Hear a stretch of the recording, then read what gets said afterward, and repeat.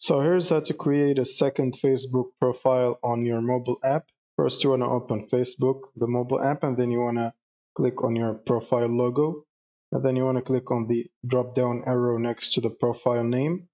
And then scroll all the way down and click on Create Facebook Profile. And now you want to choose between personal or professional. So I want to use personal in this case, and then click Next. So in this case, additional profiles cannot be created for personal, so I'm going to try the professional and then press Next.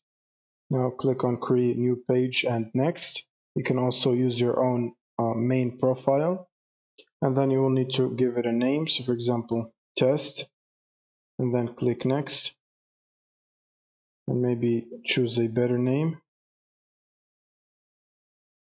and then click Next, and choose a category, and then click on Create. And now you will simply need to fill out this information and click on Next, and then choose a profile picture and click Next again, and then click Done. And like that, your profile is created and it's now switching to the new profile. And like that, you can start using your new profile. And that's pretty much it. Thank you guys for watching, and subscribe.